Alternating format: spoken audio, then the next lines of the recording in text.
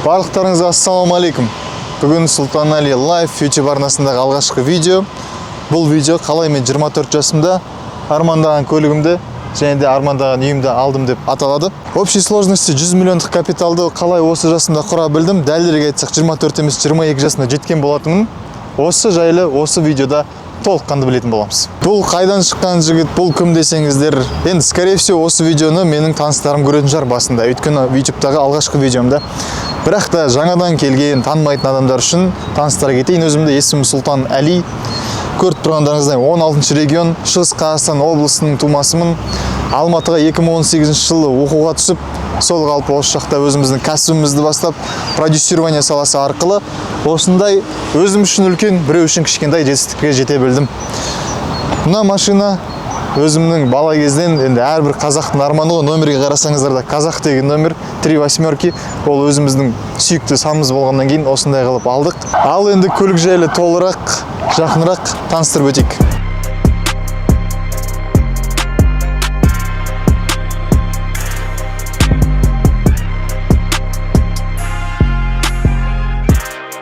Бұл көлік жайлы көп әңгіме айтуға болады. Оны сіздер толық характеристикасы жайлы YouTube'дан кез келген обзордан біле аласыздар. Ал мына көлікті мен жалпы не үшін алғанымның басты себебін айтайын. Басты себебі ол бюджетный, яғни экономичный. Екіншіден өз бағасын сақтайды. Қазақстанда бұрын ақшаны малмен жинаса, қазір камермен жинайды ғой. Бұл машина қашан сатып алсаң да, қай кезде сатып алсаң да өз бағасын әрдайым ұстайды. Осы себептен мен осы көлікті таңдадым. Және видеоның басына айтып кеткендей, ең алғаш Алматыға 2018 жылы оқуға келген болатын. Оқуға келген әрбір студент ретінде общага сұрадым. Өкінішке орай мені жақын жерден келдің деп, хотя Өскемен білесіздер, ол басқа облыс, басқа облыстың орталығы. Маған өкінішке орай общага бермеді. Сол себепті не істеу керек, Алматыда жұмыс істеу керек болды. Елдер сияқты классикалық официант болуға, фотограф болуға қатты зауқым болмады. Неліктен? Өйткені мен облыстық дарынды балаларға арналған мектеп-лицей интернатын бітірген, физмат простонародье. Және де менің Құдай бұйыртып қосқан группаласым бірінші курстың алғашқы күндерінде уже физикадан, математикадан сабақ беріп жүрген болатын. Ол жігіттің сағатына қанша табатынын көріп қызығып, мен де осы бағытты ұстанғым келді, бірақ та физика, математика бағытында онлайн мектеп ашқым келді. Және де осы идеяны екеуміз бірігіп реализовать етіп, алғашқы осы продюсирование онлайн кәсіп саласындағы қадамымызды бастаған болатынбыз. Әрине барлығы кинодағыдай бірден бола салған жоқ.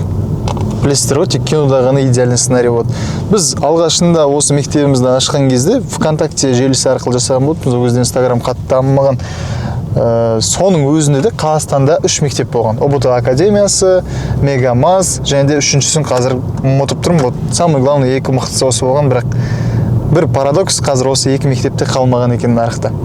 Осы екі мектепке біз шыдай алмай, алғашқы оқушыларымыз жинай алмаған болатынбыз. Сол себепті де ең бірінші жұмысым фотограф болған. Фотограф жұмысынан бастадық, сол арқылы қалай жалпы съемочный процесс жүретінін білдік. Ол да бір тәжірибе болды.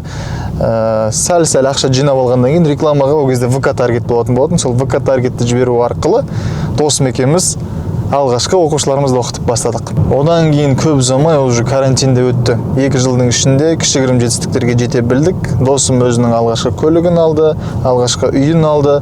Ал мен болсам оның қоластындағы маркетолог ретінде алғашқы табыстарымды тауып бастадым. Маркетингтен курс оқыдым, өзімді дамыттым. Және де 2020 жыл карантин басталған кезде мен өз ОБТ мектебімді аштым. Осылайша бізде карантин басталды. Карантинде барлықтарыңызды білесіздер. Барлық бизнес, бүкіл Қазақстан мектептен бастап универге дейін онлайн форматқа ауысты. Осы бізге на руку болды. Неге? Өйткені біз оған дейін онлайн курстар сатып көрдік. Қолымыздан дұрыс келмесе де бізде тәжірибе қалды. Біз уақытымызды жоғалтсақ та, ол уақыттан біз тәжірибе ала білдік. Соның арқасында мен карантинде өзімнің жеке мектебімді аштым. Ашу кезінде менде алғашқы первоначальный капитал болмады. Сол себепті мен ұзақ ойланбай өзімнің қайдан шыққанын еске алдым. Мен дарын лицейінен шыққам, мен физматтан шыққам. Бізде кімдер оқиды? Бізде әр ауданның мықты балалар оқиды. Сол балалар қазір студент. Ол балаларға да жұмыс керек. Яғни мен өзімнің сыныптастарымды почти бесплатныға жұмыс қалдым. Ал мектептегі жас мұғалімдерді де почти сондай ставкаға келтіре білдім. Яғни сағатына 1000 теңге төлеймін, сағатына 2000 теңге төлеймін деген сияқты аз взноспен көбірек пайдаға жұмыс жасауды бастадым. Бірі білсе, бірі білмес, мен 2023 жылы Қазақстандағы ең крупный запуск дейді ғой. Соны жасаған болатым. Дархан Жолшыбеков пен Дарья Кордин деген блогерлар бар Қазақстанда. Солармен ауқымды курсты жасап, Қазақстанда бір жыл атқан болатымыз. Осы запусктардан кейін 2024 жылдың басында бизнес-класс санаттан ЖК-мды сатып алдым. Өзімнің алғашқы үйімді, өйткені Алматыда тұрғаннан кейін сенде үй болу керек. Және айтып кеттім ғой, кім инвестор деп. Ол кезде мен квадратурасын қателеспесем 800 мыңнан сатып алдым. 810 мың сондай төңіректе шықты. Ал дәл қазіргі таңда 980 мың мен миллионға жуық болып тұр. Сонда мен 2 жылдың ішінде квартирамның бағасы бірнешеге өсті. Енді осы ЖК-мның дворын кішігірім таныстырып кете салайын. Бала кезден простой үйде тұрдық. Ешқашан мен дворымда осындай футбольный поле болмаған. Жарайды, футбольный поле қойшы, ол қызық емес. Мына жақта сәл жөндеу жұмыстары болып жатыр. Бұл теннисный корт. Осынысы үшін қатты қызықтым. Алғаш келген кезде теннисный корт болады, күн жылынғанда ойнайым деп. Және де жерде осындай жұмсақ ковролан төселген. Яғни сенің позвоночниктарыңа барлығына зиян келмейді. Дворды бір қарасаңыздар, двордың өзі болашақ баламызға өте ыңғайлы етіп жасалған. Осы жағынан маған осы жилой комплекс қатты ұнады десек те болады. Ар жағында baby room, яғни сіздің кішкентай балаңыз болса, оны еш уайымсыз тастап кетсеңіз болады. Охрана 24/7 жұмыс жасайды. Астына двухуровневый паркинг. Оның барлығын алда тағы да түсіндіретін боламыз. Бірінші үйімізге кірейік. Осыған дейін ешқашан Face ID бар үйде тұрмаған адамға мынау дүние енді таңсық болып көрінді. Кейбір адамдар үшін бұл нормальный шығар, бірақ мен үшін бұл өте бір новшество болып көрінді, сол үшін міндетті түрде көрсетейік. Дверь открыта. Осылай бетіңмен ашып, үйге кіріп кетеміз. Мінекей, менің тұрып атқан үйіме де келіп жеттік. Ең бірінші жалпы, мен қалаға шықпас бұрын, далаға жұмысқа шықпас бұрын не істеймін, соны көрсетейін, үйге кірмес бұрын. Осындай картинкаларға бір қарап қоясың. Және де міне осы террасаға кіру арқылы кірген кезде мына жақта бізде Әл-Фараби көшесі ашылады. Осы жақта пробка болып жатыр ма, болмай жатыр ма, енді Алматыда тұрғаннан кейін сен әр минутыңды үнемдеу керексің. Қай көшемен маған ыңғайлы болады, соны әуелі көріп алғаннан кейін паркингқа түсіп, Гагарина болса Гагаринамен, Әл-Фараби болса Әл-Фарабимен өзімнің ары қарай шаруаларын тындыруға кірісетін боламын. Мынау біздің міне жилой комплекстің тұрған беті. Мына жақта тіпті өзіңіздің итіңіз болса да, итіңізге де жеке жағдай жасалған. Ал енді біздің үйге де кірейік.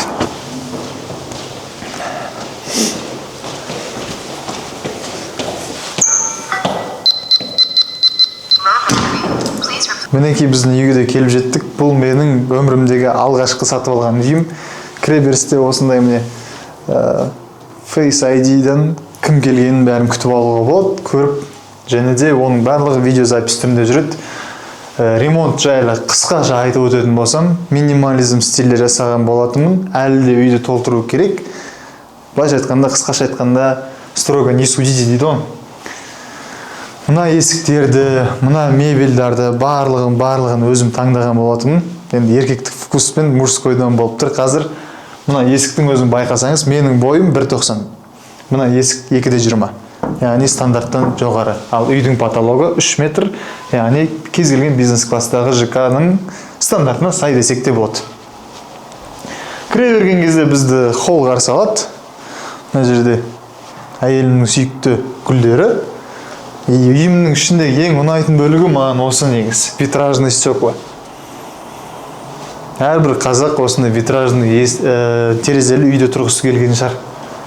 Мен басқаларыңызды білмеймін, менің өзім жеке арманым болған. Сосын бізде ары қарай по классике диван, әр қазақта диван бар, менің телевизорым, қазір мен батя болып баратырмын уже, және де мына жақта да сондай витражный окна. Осының бәрін Құдай қаласа толтырып, бөлек үйге обзор жасайтын боламыз. Мына жақта міне по классике туалет, ванна, бөлек тұрады. Содан кейін дальше міне менің сүйікті жерім, тамақ ішетін жерім. менің бір енді опытым жоқ қой, алғаш рет үй алып жатқаннан кейін, алғаш рет ремонт жасап жатқаннан кейін мына цветінен сәл қателестім. Цветін көк қылып алып қойдым, бірақ та маған ұнайтыны мына подсветкасы. Оны өзім арнайы жасатқызған болатын бұл мебельді. Подсветкасымен және де кішігірім ыдыстармен толтырып қойдық. Ал мынау есік. Үйіндегі тағы бір ұнайтын элемент мынау осы есік. Осы есікке бола бір соттасқанымыз да бар шыны керек. Басында бұны дұрыстап істеп қоймай, одан кейін олардың ақшаларын қайтарып, в общем, айта берсең әңгіме көп. Білесіздер ғой, стройка оңай емес. Алғаш рет жасап жатқаннан кейін, жас бала болғаннан кейін көп алданасың. Бірақ та кішігірім өз қалауларымды атқара білдім. Осы кухнямда да витражный окналар орналасқан. Ең ұнайтыны бөлмемнің жалпы үйімнің, бөлмемнің емес, әр бөлмесінде вид бір жағынан Гагарина көшесіне, Әл-Фараби көшесіне де қарайды. Және де тура түзу қарасаңыз енді қазір түнгі көрінбейді. Осы жерде бәріміз білетін мега торговый центр көрінген. Мега Наурызба Киева. Бала кезімізден осы жаққа келіп, ойнауды бәріміз армандағанбыз ғой. Енді сол бала кездегі арманым жанында өмір сүріп жатқан. Тоже бір по-своему прикольно да. Енді келесі жер ол біздің спальня. Осы жақтың бәрін скоро толтыратын боламыз. Бұл жақта да енді по классике ғой, үйге полностью толық обзор түсіретін боламыз. Әлі де үйге қазір қысқаша шоу жасап кеттік. Үйді толтырып, әлі дұрыстап, әр деталін көрсететін боламыз. Біз мінекей үйге кішігірім разборымызды аяқтадық, обзорымызды. Алдағы уақытта да бұны жасаймыз, толтырғаннан кейін. Жалпы бұл үйдің маған не ұнайтыны, не нәрсесі ұнайды. Осыған дейін біз әрдайым кілт таситынбыз. Ал бұл үйді итересің, көтересің, болды. Ары қарай міне есік ашылмайды, Touch ID-мен немесе кодын білетін адам өзі ашып кіре алады. Мыналардың барлығы бронированный есіктер. Қазір біз менің көлігімнің тұрағына келдік. Мына жақтарда көріп тұрғаныңыздарыңыздай почта полностью. Ал мынау двухуровневый паркинг. Паркингтің өзінің бір ұнайтыны менде мына жақта әрдайым енді простонародье богатый мышление адамдар тұрады. Геленваген, Зикрдің түрлері осыларды күнде көріп келе жатып, өмірге деген жалпы алда болатын мақсаттарыңды айқындап қоясың ғой. Менің ойымша өзім жайлы барынша қысқа да нұсқа таныстыра алдым деп ойлаймын. Әлде айтатын дүние өте көп. Қандай проекттер жасадық? Негізі мынау дүниенің барлығы ол өте қызық емес. Ең қызықтысы мен проекттерде қандай шешім жасадым, қалай біз нөлден көтерілдік. Енді біреу үшін оңай шығар, біреу үшін қиын болып келеді. Осындай дүниелерді қалай жинадық. Соның барлығы жайлы, егер де сіздерге қызық болатын болса, онда комментарийге қолдауды ұмытпаңыздар, лайк басыңыздар, тіркеліп қойыңыздар, достарыңызбен бөлісіп қойыңыздар. Және де алдағы уақытта қандай видеолар түсіреміз, сонда міндетті түрде астына жазып қойсаңыздар болады. Кез келген қазақтың жас баласы, кез келген жаста, тіпті осы 21 ғасырда осындай жетістіктерге мен жете алатынына мен кәміл сенімдімін. Өйткені қазіргі заман осыған дейін болмаған мүмкіншіліктерге ие заман. Сол үшін бауырлар, бір-бірімізді әрдайым қолдайық. Видеоны алғаш рет түсіріп тұрмын, сол үшін не судите строго дейді ғой. Тіркеліп, лайк басуды ұмытпайық. Келесі кездескенше.